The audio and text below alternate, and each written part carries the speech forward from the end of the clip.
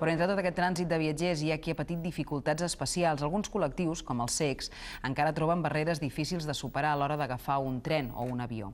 Això ha fet que l'Associació Catalana per a la Integració del CEC hagi publicat un manifest on es reclamen solucions per a problemes com els que veuran tot seguit. Renfe, estación Barcelona-Sants. Se encuentra en la parada de taxis de la plaza Països Catalans. I l'orientació és molt pobra, vull dir. Potser diuen cap a l'esquerra, però no és una esquerra real. Després et trobes amb un gran trajecte que no tens cap mena d'informació, com ara mateix. Jo suposo que arribaré a les vies, però no ho tinc gaire clar. De fet, ara mateix estic totalment perduda i no sé on estan les andanes. Un lloc gran i massificat com l'estació de Sants complica molt l'orientació a tothom.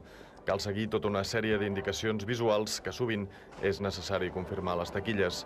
Per a un cec, entre la porta de l'estació i el tren que vol agafar, hi ha una barrera que ha de superar, en aquest cas, amb l'únic ajut de 4 panels sonors molt allunyats entre si.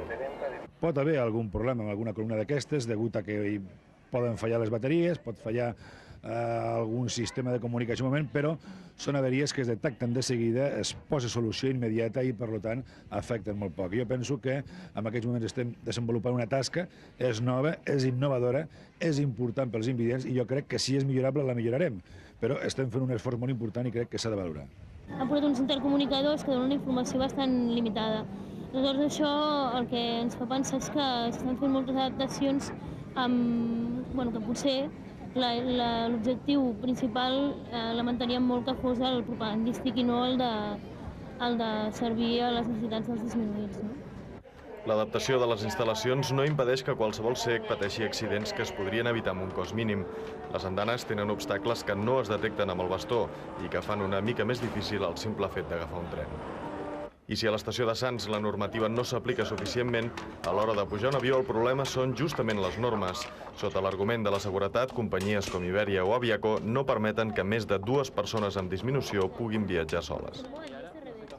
És una mesura que, amb l'excusa o amb la pretensió de garantir la nostra seguretat, el que fa és impedir a nosaltres mateixos a decidir lliurement sobre el fet de poder viatjar amb més de 2 persones cegues o sordes soles. Desconeix, per tant, aquesta normativa les nostres pròpies capacitats de decidir i de moure'ns i empara sota un paternalisme que nosaltres considerem ja absurd i fora de lloc, unes mesures que realment no garanteixen de veritat la nostra seguretat. Per a molta gent, anar de vacances no és tan sols un problema de temps o de diners. Joan Eras, Pep Illagüe i Neus Salvat, ciutadans i contribuents majors d'edat, no poden agafar el pròxim vol del pont aeri.